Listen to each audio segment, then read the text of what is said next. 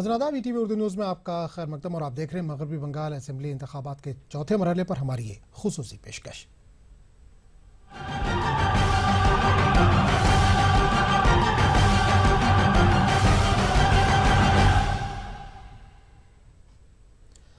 मगरबी बंगाल में चौथे मरहले के इलेक्शन की तैयारियां जोरों पर हैं। चौथे मरहले के लिए नॉर्थ 24 परगना की 33 और हावड़ा की 15 असेंबली सीटों के लिए वोट डाले जाएंगे।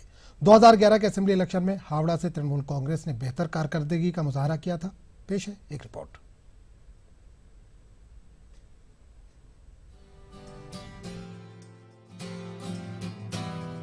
मगरबी बंगाल के हावड़ा जिले को सनती शहर कहा जाता है।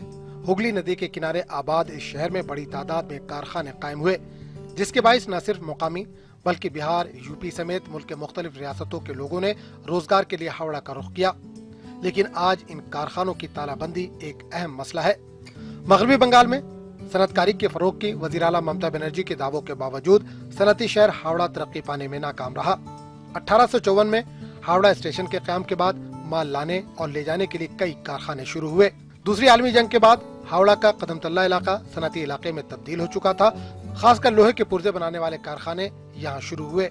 अंग्रेजों के दौरे इख्तिदार में आजादी के वक्त यहाँ के कारखानों के तैयार आलात व पुर्जों की मांग दुनिया भर में थी। जूट के भी कारखाने तैयार किए गए थे, लेकिन धीरे धीरे ये तमाम कारखाने बंद होते गए। कदमतल्ला सनती शहर के रुतबे से भी महरूम हो गया। यहाँ बंद कारखानों में कई सिनेमा हॉल, शॉपिंग कॉम्प्लेक्स व रिहायशी मकानात तामीर हो चुके हैं। बेरोजगारी व तालीम की कमी यहाँ का अहम मसला है। सीपीएम लीडरान बेरोजगारी व बंद कारखानों को अहम मसला बताते हुए तृणमूल हुकूमत को कारखानों की ज़बोहाली का जिम्मेदार बता रहे हैं। हावड़ा में तालीमी पसमानदगी भी एक अहम मसला है। साथ ही कोलकाता के बाद उर्दू बोलने वालों की बड़ी आबादी हावड़ा में बसती है। यहाँ उर्दू स्कूलों की कमी है। आला तालीम के लिए तलबा को कोलकाता का रुख करना पड़ता है। मौजूदा हुकूमत की जानिब से तलबा को साइकिल फराम की गई, स्कॉलरशिप भी तकसीम हुई, लेकिन एक साल से यहाँ के अक़लियती तलबा स्कॉलरशिप भी पाने से नाकाम है। साथ ही कोई नया उर्दू स्कूल भी तामीर नहीं हो सका है। उर्दू एकेडमी की नई शाखों के लिए आसनसोल और इस्लामपुर का इंतखाब तो किया गया, लेकिन हावड़ा महरूम रहा। यहाँ के लोगों में बेरोजगारी के बाइस बदहाली है, जो अपने बच्चों को आला तालीम देने में नाकाम है। कई कारखाने बंद हो चुके हैं तो कई बंद होने की कगार पर है। लोगों का यही मसला है कि कोई भी लीडर आए वो बेरोजगारी को दूर करे और कारखानों की शान और शौकत को लौटाने में अहम किरदार अदा करे। आइंदा 25 अप्रैल को हावड़ा में वोट डाले जाएंगे। गरीबी और बेरोजगारी यहाँ का अहम मुद्दा है। इलेक्शन के नताज हावड़ा की बेरोजगारी को दूर करने में कितना अहम किरदार अदा करेंगे, ये देखना अहम होगा। ETV news, Kolkata. मगरबी बंगाल इंतखाबात के लिए चौथे मरहले की तैयारियां जारी हैं। पीर को 49 सीटों के लिए वोट डाले जाएंगे। चौथे मरहले के लिए तकरीबन 12,500 पोलिंग स्टेशन तैयार किए गए हैं। इस मरहले में 40 ख्वातीन उम्मीदवारों समेत 345 उम्मीदवार मैदान में हैं। चौथे मरहले की तैयारियां जारी हैं। पीर को 49 सीटों के लिए वोट डाले जाएंगे। चौथे मरहले के लिए तकरीबन 12,500 पोलिंग स्टेशन तैयार किए गए हैं।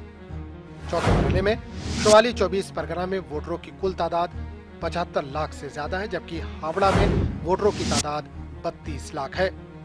दमजोर में वोटरों की तादाद सबसे ज्यादा है, यहाँ तकरीबन 2.5 लाख वोटर हैं, जबकि भटपारा में सबसे कम वोटर यानी यहाँ वोटरों की तादाद तकरीबन 1.5 लाख है। चौथे मरहले में 40 ख्वातीन उम्मीदवार समेत 345 उम्मीदवार मैदान में हैं, जिनमें 7 आजाद खातून उम्मीदवार भी शामिल हैं। चौथे मरहले की 49 सीटों में बीएसपी के 35 उम्मीदवार मैदान में, जबकि बीजेपी ने सभी सीटों पर अपने उम्मीदवार उतारे हैं। सीपीआई ने 2, सीपीएम ने 24 और कांग्रेस के 12 उम्मीदवार मैदान में हैं, जबकि तृणमूल कांग्रेस ने भी सभी सीटों पर अपने उम्मीदवार उतारे हैं। Bureau report, ETV news. ये खुसूसी पेशकश जारी रहेगी, लेकिन एक छोटे से वक्फे के बाद।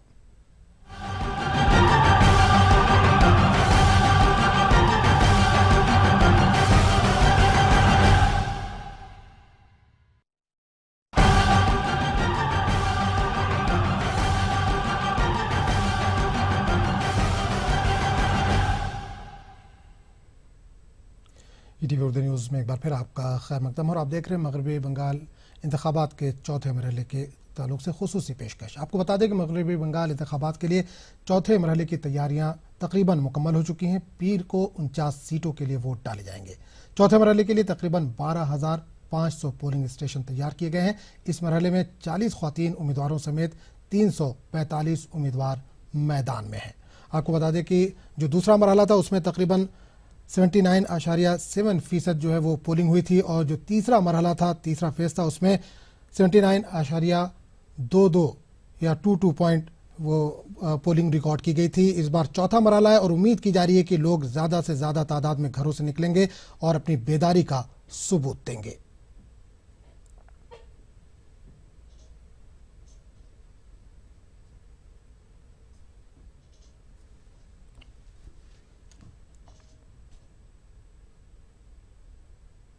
और आज चौथे मरहले के लिए मजीद बातचीत के लिए हम सीधे रुक करेंगे हावड़ा का, जहां से हमारी नुमाइंदा शबाना इस वक्त सीधे तौर पर जुड़ चुकी हैं।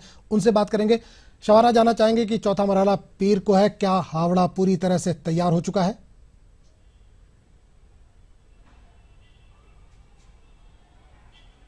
बिल्कुल, हावड़ा पूरी तरह से तैयार है और हावड़ा के लोग भी पूरी तरह से तैयार हैं कि वो वोटिंग करें।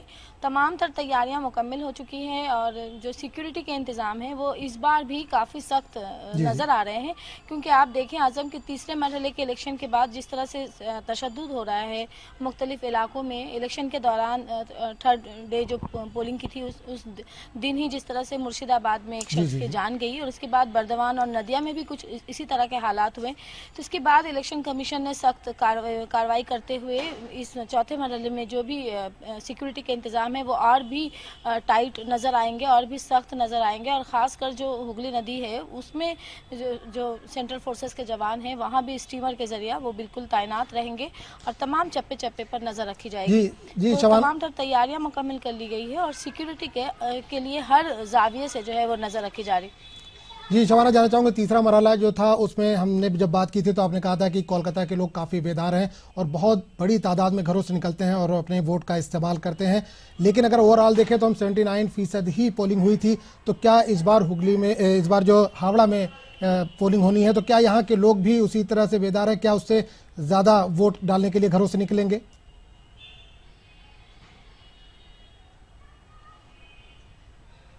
देखिए आज़म, तीसरे मरहले के इलेक्शन के दौरान जैसा कि कहा गया था कि कोलकाता के लोग सच में काफ़ी बेदार हैं और कोलकाता के लोगों ने हमेशा वोटिंग परसेंटेज जो है वो कोलकाता का काफ़ी अच्छा रहा है। लेकिन जिस तरह से 12 बजते ही आपने देखा होगा कि लंबी लाइनें नज़र आ रही थी, लेकिन जिस तरह से डोमकल से खबर आई कि पोलिंग एजेंट को जो है वो मार दिया गया, इससे लोगों में, पूरे रियासत के लोगों में कहीं ना कहीं खौफ था और गर्मी भी बहुत ज़्यादा थी जिसकी वजह से लोग बाहर नहीं निकले। और कोलकाता में भी कुछ उसी तरह का तनाव देखा जा रहा था। हालांकि कोई बड़ा वाक़या यहाँ नहीं हुआ शहर में, लेकिन तनाव देखा जा रहा था जिसकी वजह से हम एक वजह मान सकते हैं जो परसेंटेज कम हुआ कोलकाता से। और रही बात हावड़ा की, तो जो चौथे मरहले की जो पोलिंग है 24 परगना और हावड़ा, यहाँ भी 2011 में और उसके बाद 2014 में जो लोकसभा के इलेक्शन हुए, लोगों ने बढ़ चढ़ कर पोलिंग में हिस्सा लिया है, वोट डाला है। इस बार भी उम्मीद की जा रही है कि वोटिंग परसेंटेज बढ़ेगा, लेकिन जिस तरह से तशद्दुद के वाक़यात सुनने को मिल रहे हैं, इससे कहीं ना कहीं वोटरों में खौफ है कि वो किस तरह से घर को निकले और इलेक्शन कमीशन उनकी सिक्योरिटी को किस तरह से यकीनी बनाए। ये एक बड़ा मसला है जिस चुनौती को पार करना है इलेक्शन कमीशन को। जी जानना चाहूँगा, हावड़ा में पिछली बार टीएमसी ने अच्छा मुजाहरा किया था, अच्छी कारकर्दगी का मुजाहरा किया था, तो क्या इस बार लोग मुतमईन नज़र आ रहे हैं सरकार से, ममता सरकार से लोग मुतमईन नज़र आ रहे हैं या कुछ बदलाव देखना चाह रहे हैं लोग?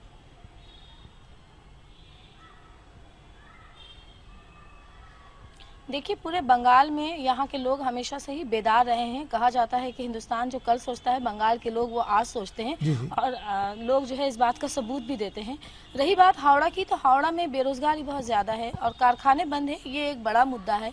यहाँ के लोगों में भी काफ़ी बेदारी है, लेकिन दूसरे खासकर कोलकाता और उसके अलावा दूसरे जो भी कई डिस्ट्रिक्ट हैं, उनके मुकाबले हावड़ा के लोग जो है वो ज़्यादातर जो सियासत है उससे काफ़ी दूर रहे हैं और हमेशा मकामी सियासत पर ज़्यादा जोर देते हैं।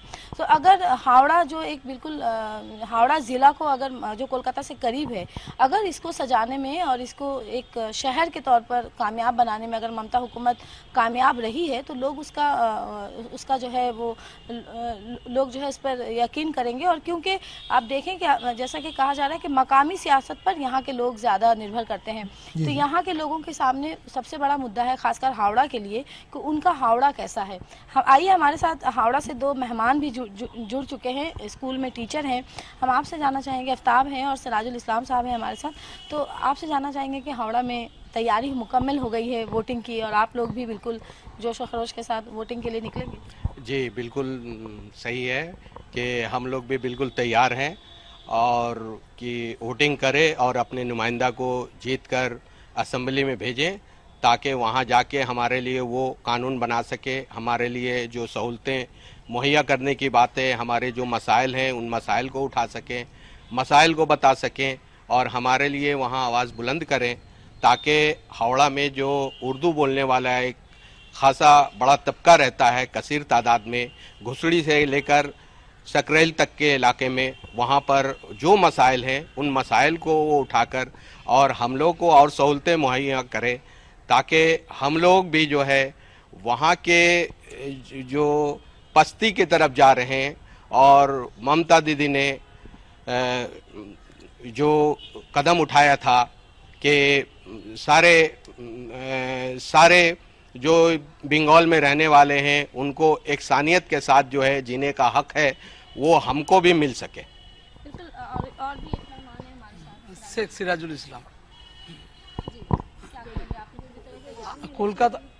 কলকাতা সঙ্গে হাওড়ার কিন্তু পার্থক্য ছিল। আজকে হাওড়া যে একটি শহর, সেটা হাওড়াবাসী হিসাবে যেমন আমি গর্ব অনুভব করছি এবং হাওড়াবাসী প্রত্যেকেই গর্ব অনুভব করছে, কারণ স্বাধীনতা আন্দোলনের পর থেকে আজ অবধি হাওড়া নর্দমা শহর ছিল।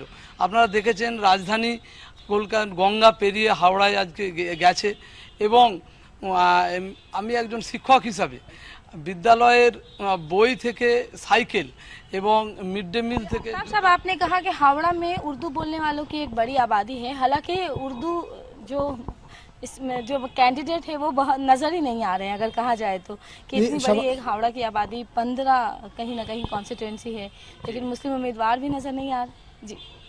जी मुस्लिम उम्मीदवार तो हमारे यहाँ हैं, एक 5 लाख के वक्फ बोर्ड के एक चेयरमैन भी हावड़ा से ही, मोहम्मद अब्दुल गनी साहब जो साबिक हाई कोर्ट जज रहे हैं, उनको नुमाइंदा बनाया गया है। साथ ही साथ हावड़ा सेंट्रल हावड़ा जो सेंट्रल हावड़ा है वो कहीं ना कहीं नजरअंदाज हुआ, खासकर जो आपने कहा कि उर्दू बोलने वालों की। जी सेंट्रल हावड़ा में उर्दू बोलने वालों की तादाद ज़्यादा है।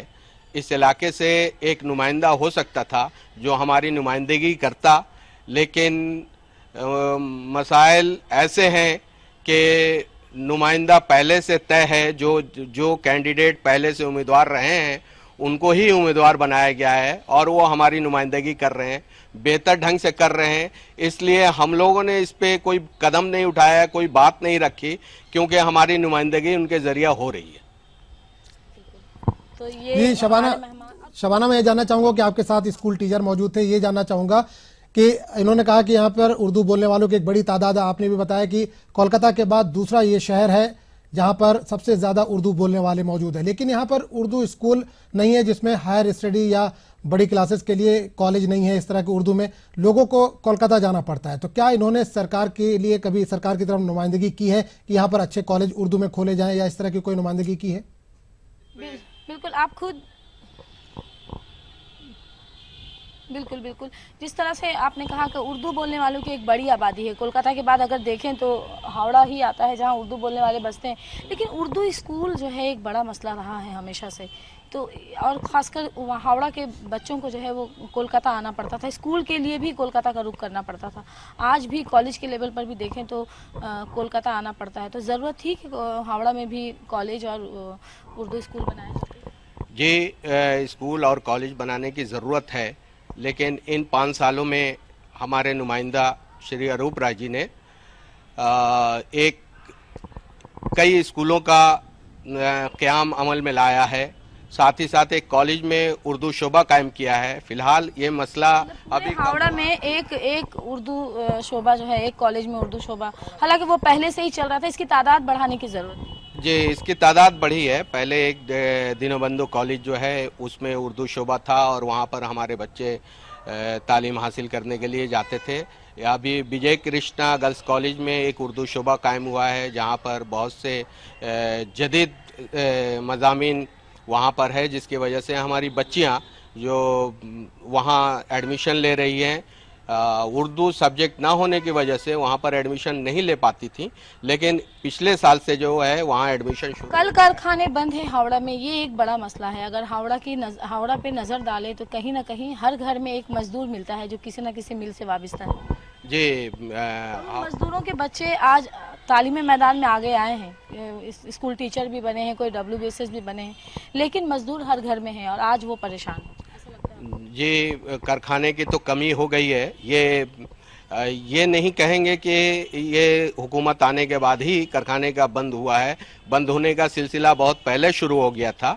इस दौर में कारखाने खुले नहीं है, ये ज़रूर मैं कह सकता हूँ, लेकिन बंद होने में मजदूरों की हालत क्या है? मजदूरों की हालत तो खूब बेहतर नहीं है कि वो मजदूरी करते हैं, मजदूर रहे हैं, वो कोई सा भी काम करके अपना और अपने कुंबा का पेट पाल लेते हैं, लेकिन उनके हावड़ा एक इंडस्ट्रियल शहर कहा जाता था, उसमें कहीं ना कहीं पीछे रह गया। जी, इंडस्ट्रियल शहर कहा जाता था हावड़ा, और उसमें थोड़ी कमी आई है और यहाँ मजदूर जो है अब दूसरे काम की तरफ जा रहे हैं, जो यहाँ रह रहे हैं। पहले जो है ये मजदूरी क्या करते थे जूट मिलों में। जूट मिलों की कमी होती जा रही है, धीरे धीरे बहुत सारे जूट मिल बंद हो गए पहले भी, और अभी जो है कुछ जूट मिल चल रहे हैं, उसमें काम करते हैं, लेकिन आबादी जिस तेजी से बढ़ी है उसकी वजह से अब जूट मिलों में जगह भी कम हो गई है और बहुत सारा जी हावड़ा का जो सबसे बड़ा जी शबाना, एक आखिरी सवाल आपसे करना चाहूंगा, वक्त की कमी है, जो कारखाने बंद है वो एक अहम जी नहीं जानना चाहूंगा कि यहाँ के वोटर के क्या मसाइल हैं। जब वो पीर को वोट डालने के लिए जाएगा तो उसके जहन में किस तरह के मसाइल होंगे जो अपने लीडर से चाहेगा हल करवाना, किस तरह के मसाइल हैं यहाँ के लोगों के? आखिरी सवाल।